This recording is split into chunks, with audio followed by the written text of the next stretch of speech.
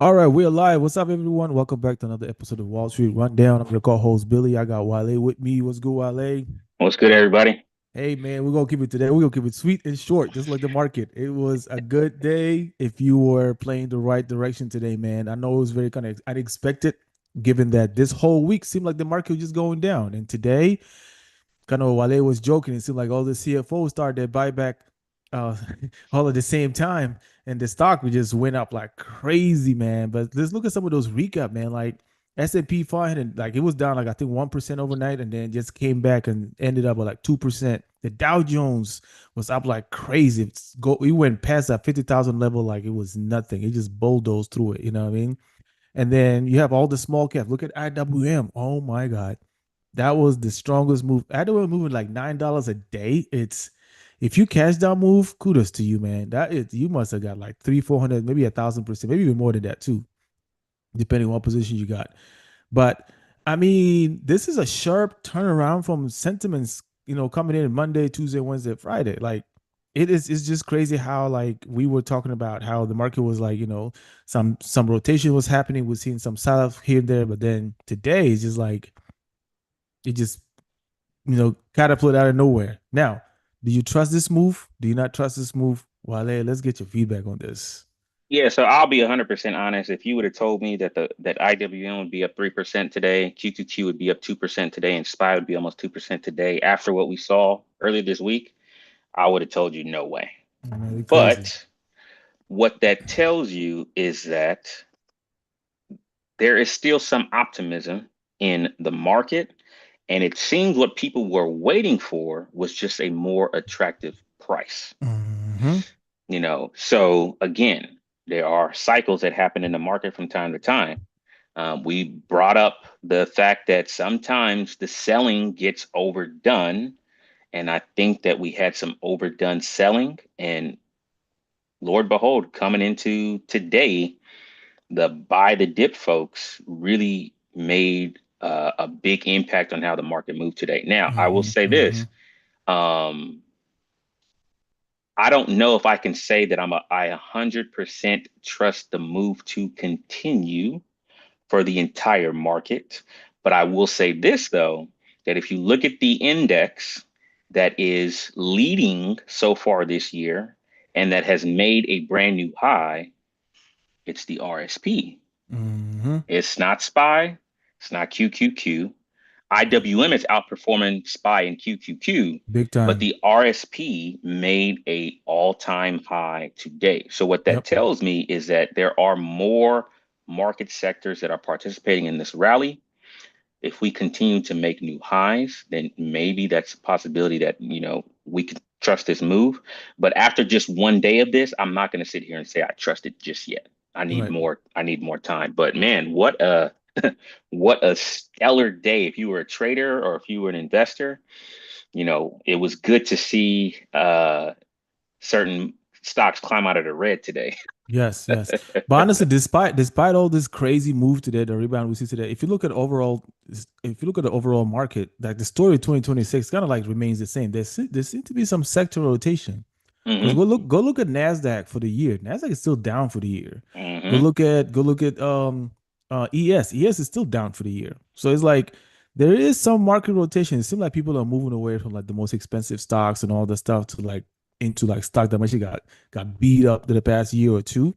So I think that's what people are going to gonna jump into. If you're not familiar with the RSP, go look at it. It's an equal weight like index that kind of track everything in the market, right? So there is there's some heavy rotation happening. And if you're gonna blink, you're definitely gonna miss it. There's a lot of other companies, a lot of other sectors that are kind of participating in this rally. So keep your Hmm. eyes open, man. And I will also point out if you look at EEM today, EEM did better than SPY and also did better than QQQ. Mm-hmm. EEM, Emerging Markets New markets. ETF, 2.63% upside today. So, not going to sit here and say that tech is dead and people aren't buying tech, but I think you folks are starting to say there might be more attractive opportunities outside Right. of the Magnificent Seven and stuff like that. Now, Nvidia was up almost 8% today. I mean, that to me was very I wouldn't say I was surprised it was up that much. And Hmm. the only thing that kind of kept QQQ from really, really blasting off was Google, because Google was still down today. So Yep. we'll get into some of the things that some of these big companies are going to be doing this year. But for the most part,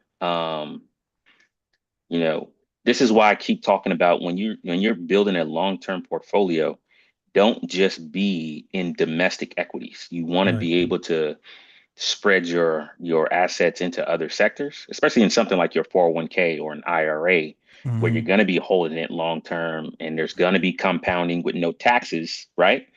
You want to be exposed to the international markets, to the small caps and things like that. So yeah, Right.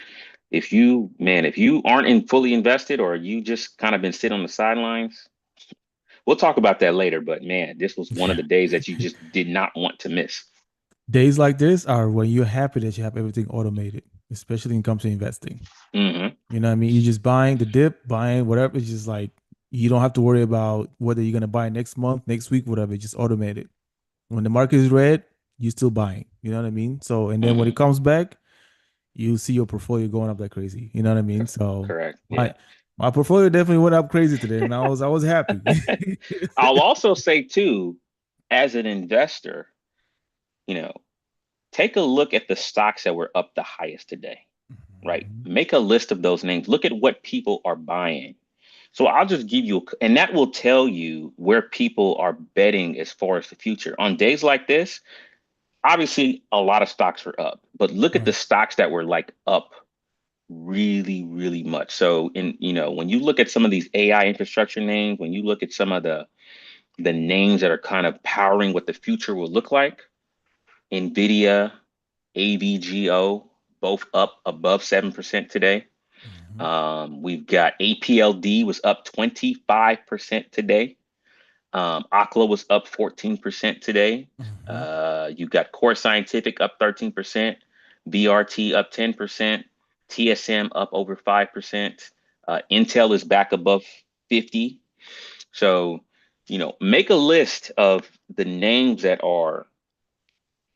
people were buying today, and that's when you need to start doing your research around, are these attractive long-term opportunities? Because Right. one of the sectors that got really, really, really, really, really beat up that we've been talking about is software. And some of these names made some really good bounces. Yep. Now, are all of the software names going to make it long term? The answer to that is no, but you need to start making a list of the ones that look attractive, have good core businesses.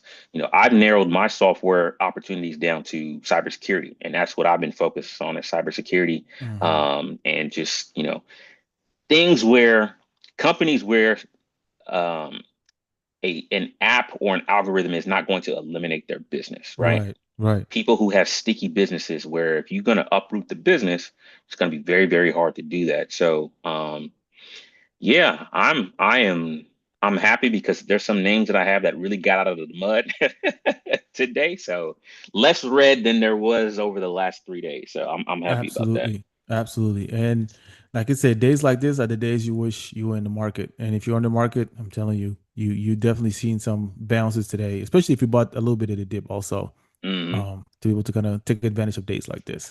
Yep. So let's talk about some earnings, man. Amazon reported, I know we were talking about this. You thought Amazon was going to drag the market down, but I don't know if you have the numbers, but Amazon reported and it just dropped. Let's see, how far did it drop today? Like almost, oh, Amazon was down about 8%, yeah, but it almost. closed it Yeah, closed the day down more than 5%. yep, yep.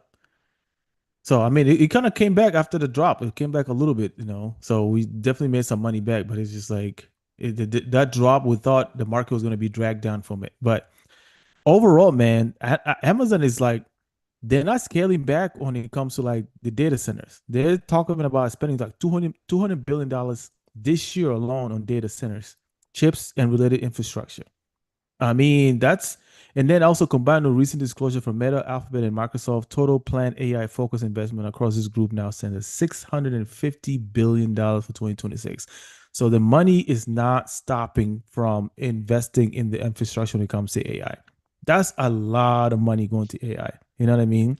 And not just like the chips, but you're talking about the entire infrastructure. Guys, $650 billion, like that is a lot of money to be invested in something that people might think is a bubble or anything like that. So again, let's talk a little bit about that and then see, how that impacted the market and going forward. Yeah, I'm trying to pull my phone's tripping. I'm trying to find what the Amazon revenue numbers. Now, what I did see from a EPS standpoint, there was a miss on EPS with Amazon. So that's one Right. of the things that um, investors may not have liked and why it sold off. Yep. Another, Yeah, where because is they thought APS per share was $1.95, but the consensus was about 197. So yeah. So total revenue for the quarter for Amazon was $213.4 billion. sheesh. So let me just put this in perspective.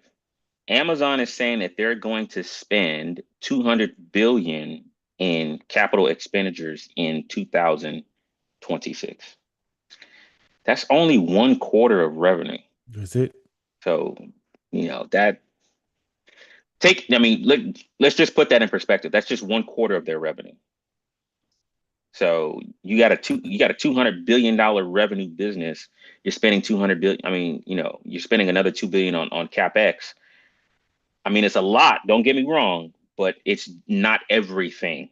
Now, Mhm. one of the things I like to look at with businesses, especially large established businesses, is free cash flow. Amazon's probably not going to have any free cash flow for the next couple of quarters, which is expected. They're Mhm. also cutting costs and doing a lot of job restructuring. So, with that being said, EPS could improve. I also feel like sometimes Amazon kind of manipulates their EPS sometimes because you can manipulate EPS, Mhm. a couple of ways, buybacks and how things are reported. There's some financial engineering that can happen under the table when it comes to EPS. So I won't Yeah. read too much into that.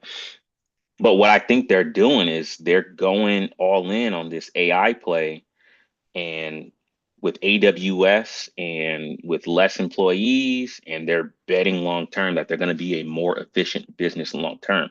Now, it could take a while before that story plays out because if we look at Amazon's performance last year, Amazon didn't really do nothing. I don't think Nope. it was down for the year, but I think it was fairly flat. So this is a story that could play out over the next, call it 1, 2, 3, 4, 5 years to see what the ROI is going to be on these investments.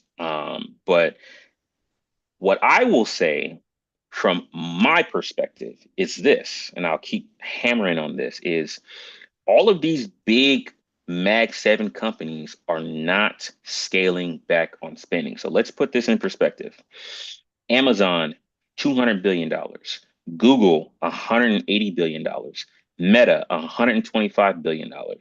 Microsoft, $105 billion in capital expenditures between four companies. Yeah. That's over 600 billion. So to me, when I look at that, the question I ask myself is, who they going to be spending that money on? Not And for that's real. where you're going to start finding opportunities. Who are going to be the suppliers to these companies that are going to be putting things in these data centers? Who are their partners? That's a very easy chat GPT question that you can ask, Mhm. and then you can start to get a list of who are these partners.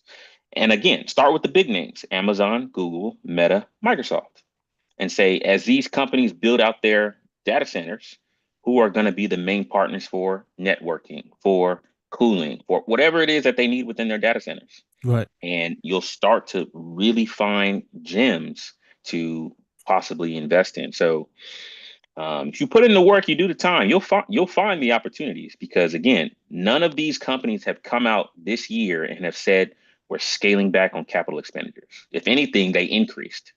So, you know, take that with a grain of salt. I mean, I feel like it's the same story we've been talking about. You know what I Yep. mean? Same story we keep repeating. Like, I had some friends hit me up yesterday, the best couple of days. Like, whenever somebody hit me up that doesn't really pay attention to the stock market and start talking about how the stock is dropping, for me, it's like I know it's time to buy. I don't know why, but it's like it's always an indicator to me, like it's time to buy.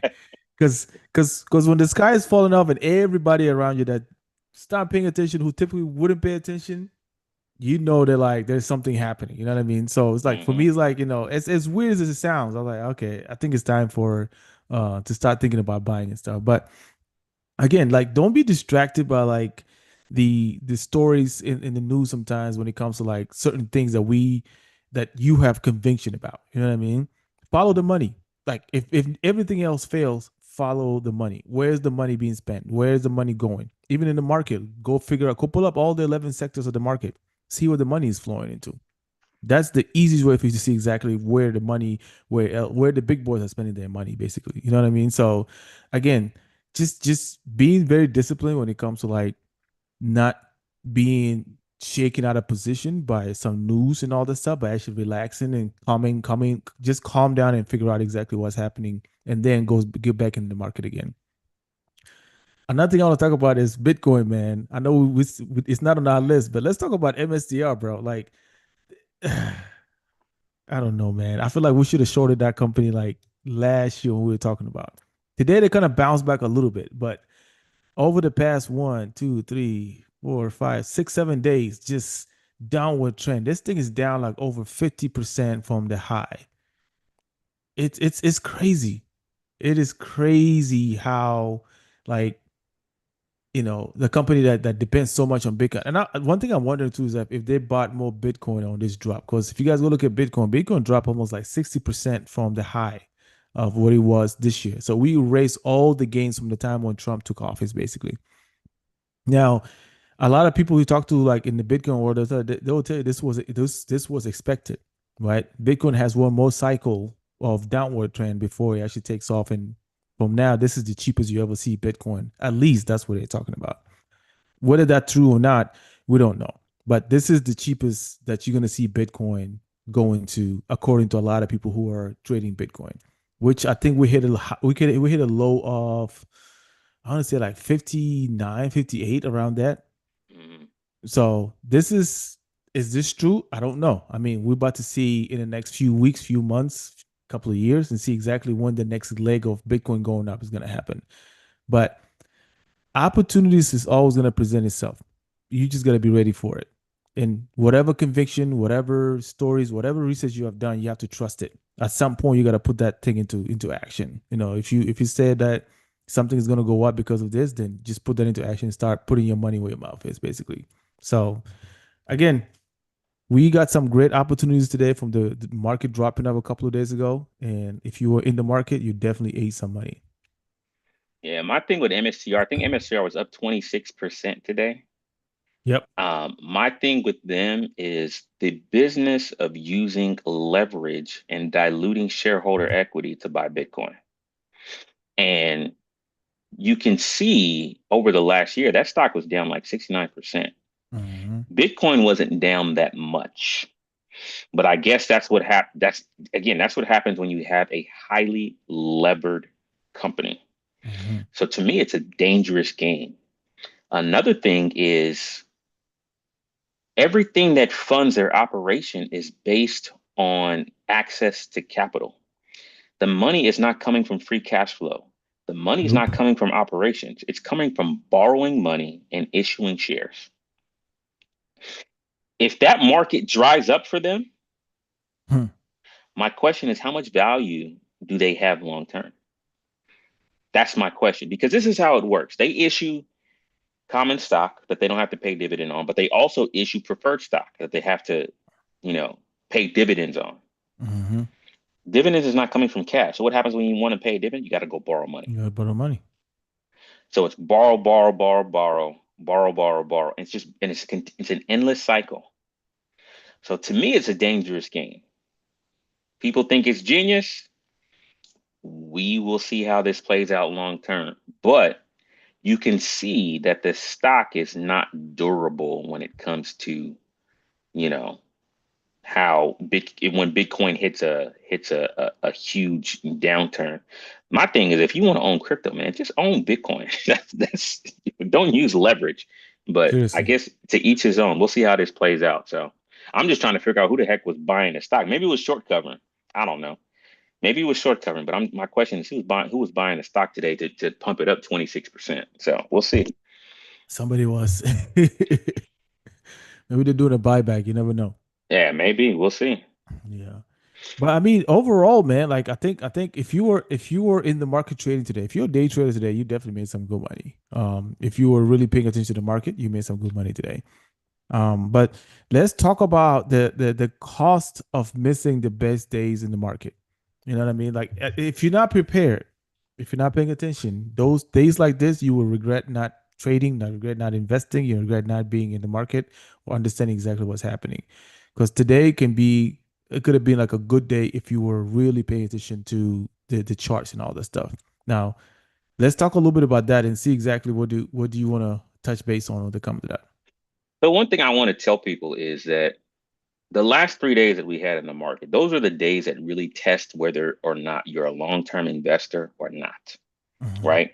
If you were someone over the last 3 days who was sitting there panicking about what's going on with your portfolio and all these stocks are dropping and all this stuff, and you're thinking about selling, one thing that I'd probably ask you to do is check what you're invested in, right? And check if the money is really earmarked for something long term. Again, this Mhm. is stuff, Mhm. something, if this money is not long term and it's something that you will need in the next 12 months and the last 3 days made you nervous, you probably want to choose a more conservative allocation. Now, as a long term investor, this is not, this is, the last 3 days is also not the time to be jumping in and out of positions Facts. because trying to time the market or time the bottom is a dangerous game and you can end up not participating in days like this because you missed it. Mhm. So let me share some data that I posted on my Instagram page. My Instagram handle is the ethical underscore investor. And this is a chart from September 30th, 1999 to September 30th, 2024. And this is the growth of 100,000, right? And it tells you if you miss the best 10 days, the best 20 days, the best 30 days, the best 40 days, or the best 50 days over a 25-year period, how much money would you have had in your portfolio?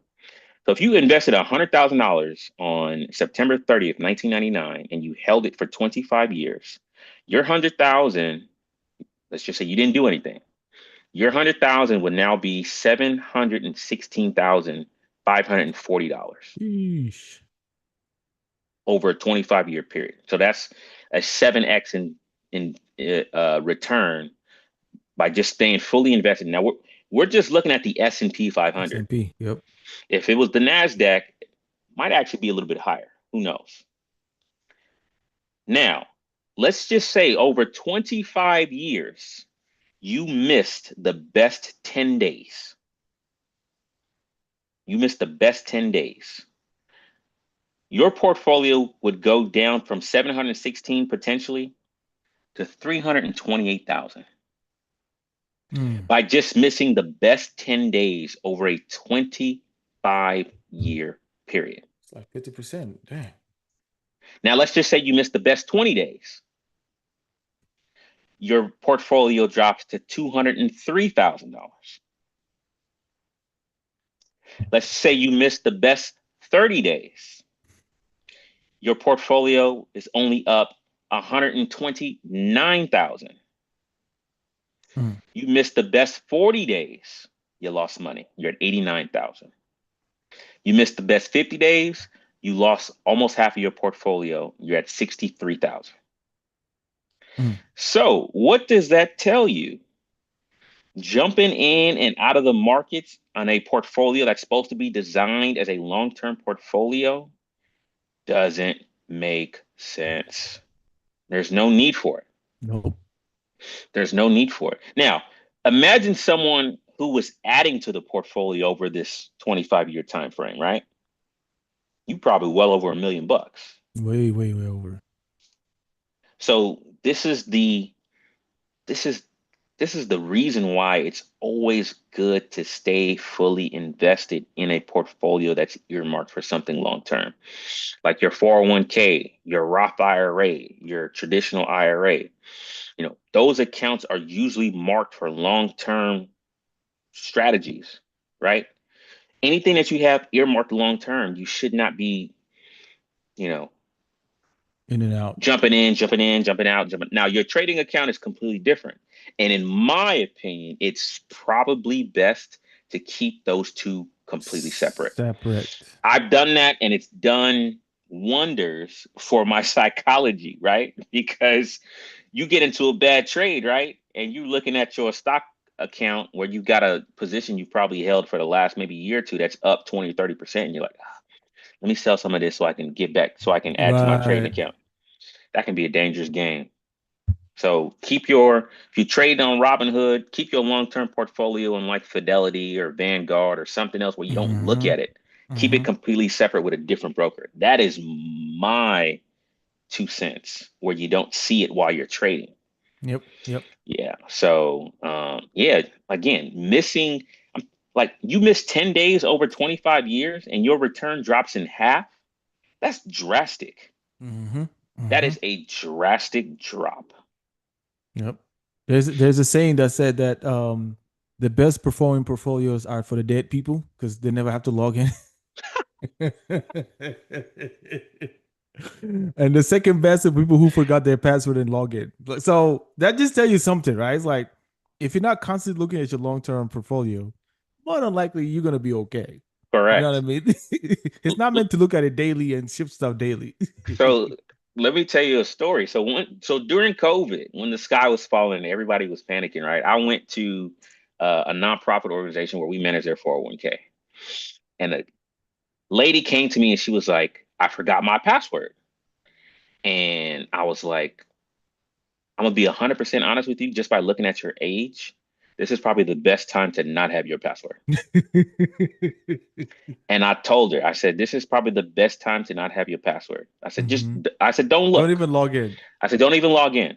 Don't log in.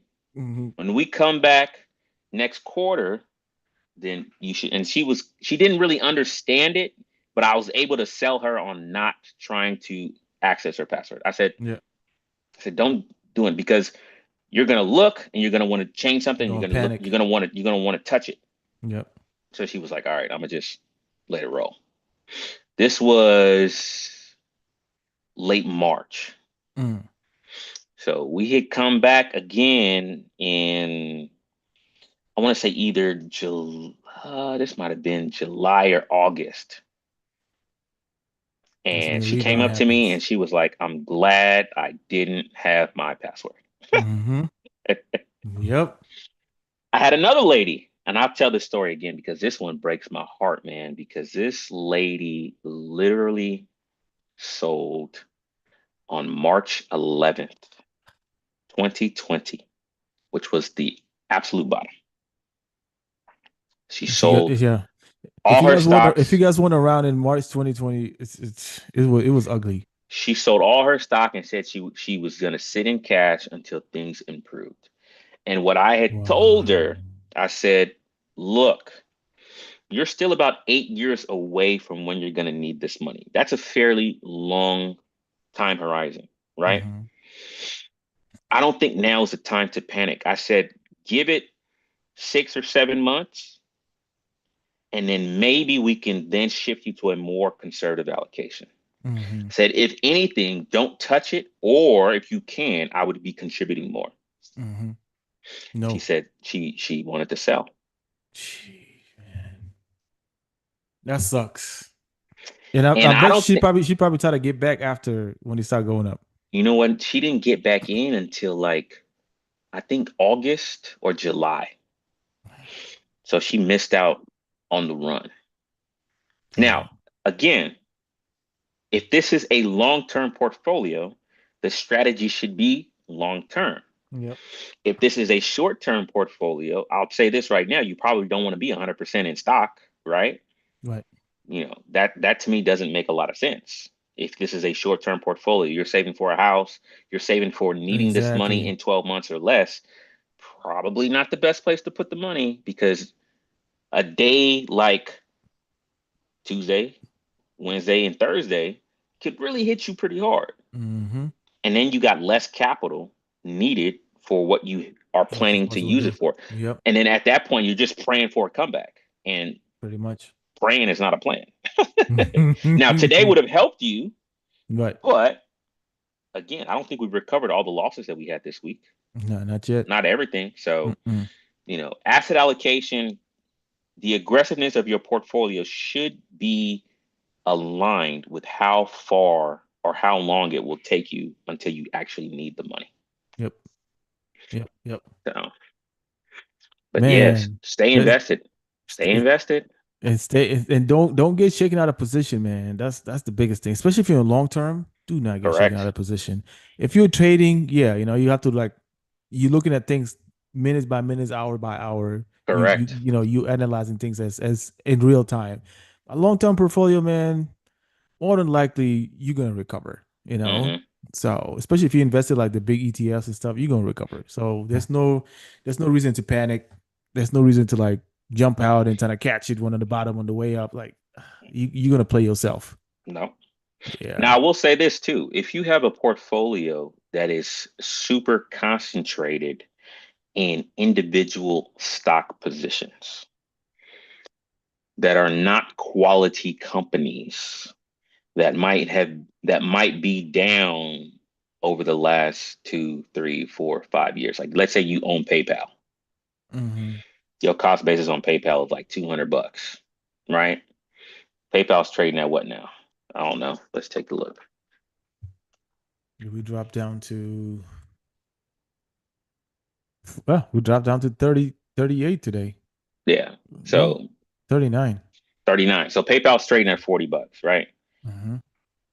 That might be a stock that you might want to just like cut loose, or if you haven't cut it loose already. Hmm. Which is why I tell people when you're building a portfolio long term, to me, your core position should be built around diversification, Hmm. should be built around quality long term ETFs like QQQ, BGT, SPY, or BOO. That should be your core, diversified. Now, as you have your core and you've now built the core or the foundation of your portfolio, then you can start adding satellite positions in Right. thematic stuff like SMH or NVIDIA or Tesla or Oklo or things like that.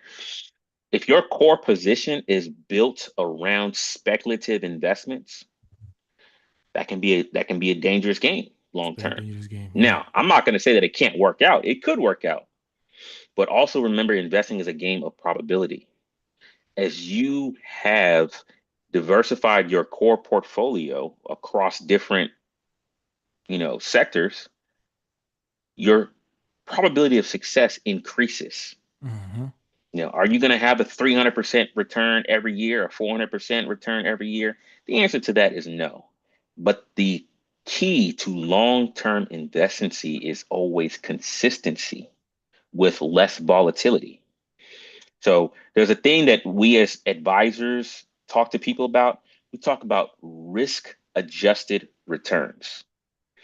Risk adjusted returns mean way more in your portfolio over the long run. Because if there's less variability in your portfolio long term and it's more Hmm. consistent, that goes a long way compared to someone who has to aggressively buy large dips and have to infuse capital into the markets when the market is getting hammered. Right.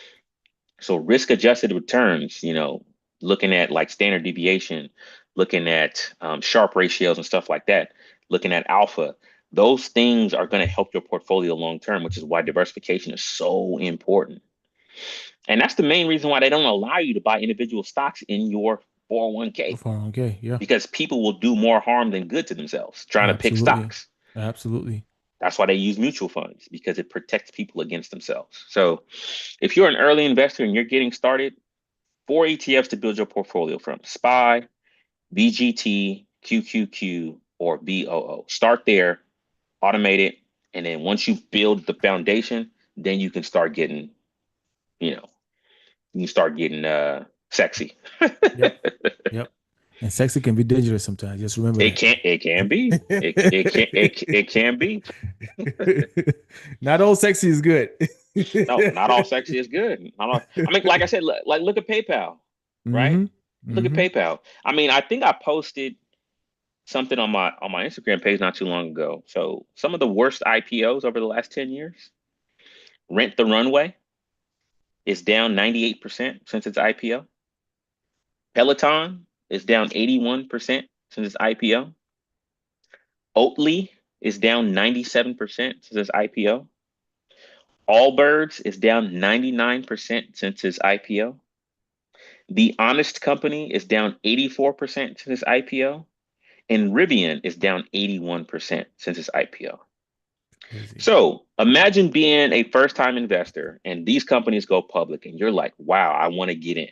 Mhm. And you've got all of your capital betting on one of these companies. You're down bad right now. Very bad. You're down bad right now.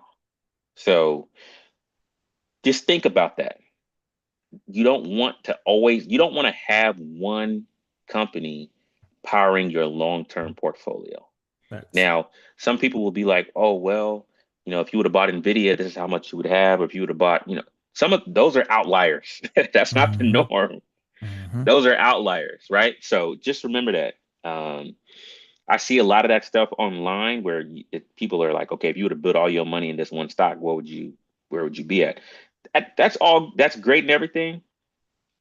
But when that stock was down 25% in a year, and things like, would you have bought more? Would Would you you have have bought got out? more? That's the Exactly. question. That's the question. Exactly.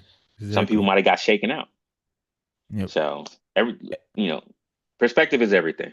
Yeah, and you gotta know what type of person you are anyway. If you're like an Hmm. impatient person, then you gotta know like you can't really be um you can't really be looking at your account every day. That's like you have to know yourself. You have to know yourself.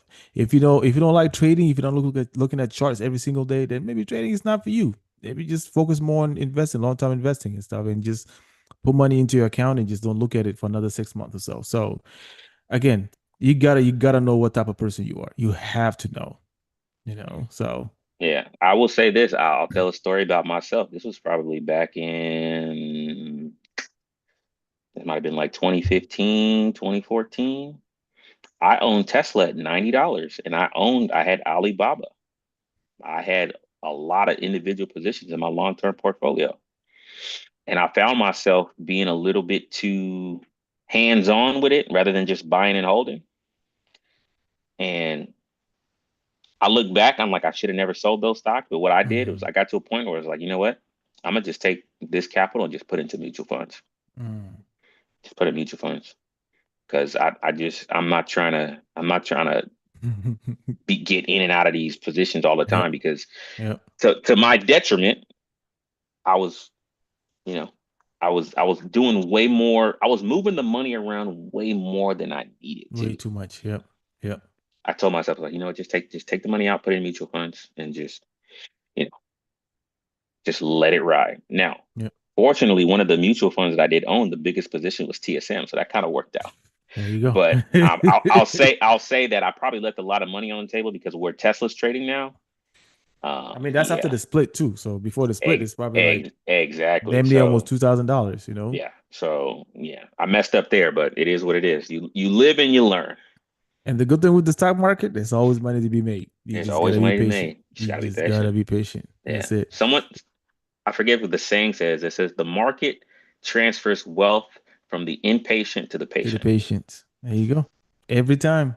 Every time. We see that on a faster pace in trading. We saw it on a slower pace when it comes to investing. Yeah. When you're trading, you can see it happening in real time. But when it comes to investing, it's a little slower. So Hmm. again, being patient and disciplined. That's the biggest thing if you really want to make money in the market. Let's move on to next week, man. We don't have a lot of report next week, but we have some good numbers coming up. We have a lot of Fed speakers next week. I think Bossy is speaking on Monday. Christopher Whale is speaking on Monday also. Stephen Maran is speaking. Yeah, so and he has a podcast interview also. So I was like, Monday's gonna be busy with Fed speakers just speaking. Not sure what they're gonna say if they're gonna move the market or not. But Tuesday, February 10th, we have U.S. retail sales and imports and import numbers coming out also. So those will be a good one to see how we are doing in terms of retail. Of course, Wednesday we have the U.S. Employment report and employment rate. What else? What's the biggest one we have there? And then Thursday we have initial jobless claims as usual. Existing home sales is coming up also. And then finally, Friday, we have CPI numbers. So those, I don't know why it's coming on Friday. I thought it always comes on Thursday for some reason, but it's coming Mhm. on Friday. So we shall see how those numbers looks like. Those are going to be important for us to kind of keep an eye on.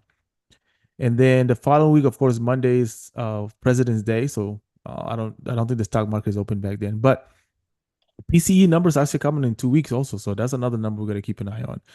But other than that, man, I think next week is going to be a little bit low on the data point, but there's some definitely Friday is going to be a good number to keep an eye on and see how the market does.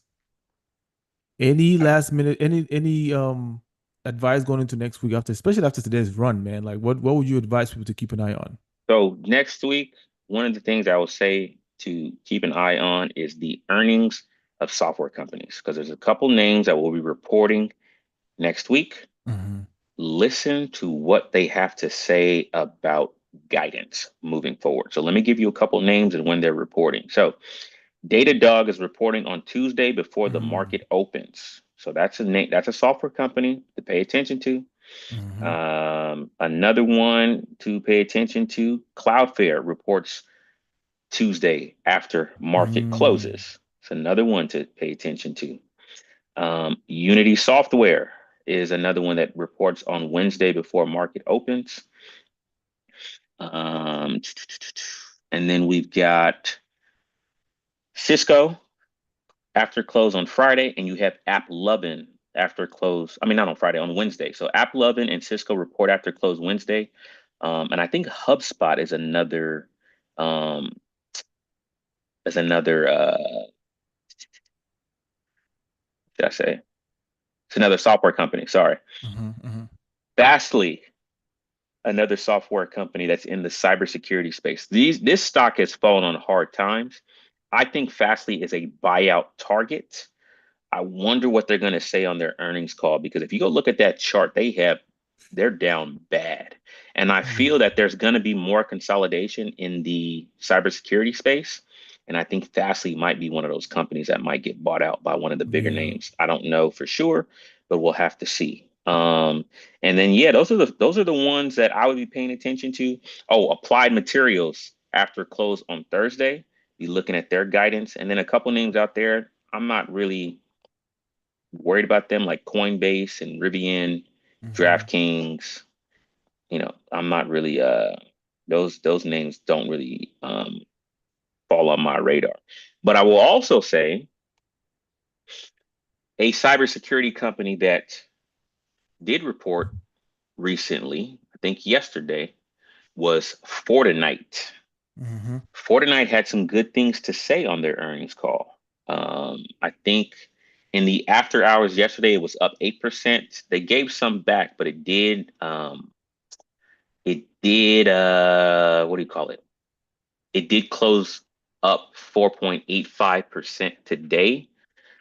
That is one that I'm definitely taking a look at. Um, I would be interested if it can break $86 or 86.50, because that is the area where you see that it has had a lot of resistance since it gapped down on August 6th. 8650 is an area I would be interested to see if it can break above that, and it is on my list. But Fortnite is definitely one that I'd be paying attention to going into next week. So Yeah, that's a nice chart. yeah, It's definitely a but nice chart. that's it for me. Well, with that being said, again, one thing I'll say watch for next week, like especially heading into next week, is watch for those breaks, man, above today's high for like to see if the momentum is gonna keep going up. Or if Hmm. we fail below today's lows, like if we go down and take those lows again, I mean, we might see another more leg to the downside. So either way, volatility is still in stores, man. So don't think volatility is out the market yet. So we just about we about to get I like the move for today because it's gonna give us an idea how next week is gonna look like. If you see continuation to the upside, then okay, we can kind of be convinced that money's flowing back into the market. If it's just consolidating and then we broke down to the downside, we know today's move was a fake out just to kind of like get people excited and then go back to the down again. Again, it's a good setup. Be patient next week. And with that being said, man, we'll be back next week. Yeah, next week, Wednesday. And with that being said, you guys have a good weekend. And yeah, please let people know about us and let people follow us.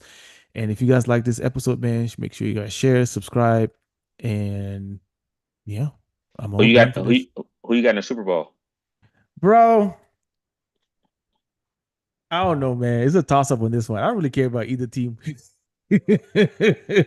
I want Seattle to win so I can tell 49ers fans that your division rival won a Super Bowl in your crib. Bro, I'm glad Seattle is back in the Super Bowl, especially remember the League of Doom back in the day? Oh, Like, Legion of Doom. The Legion of yeah, the that Legion of was Boom. prime time football, man. Yeah, Like that was I loved Cam Chancellor and Earl Thomas. man, They were really good.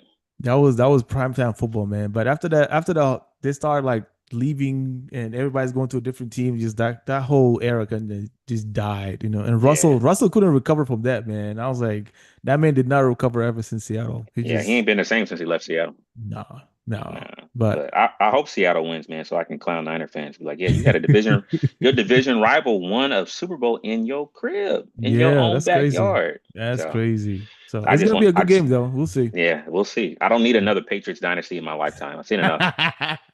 I've seen enough. Oh, we shall see, man. It's gonna be a good game.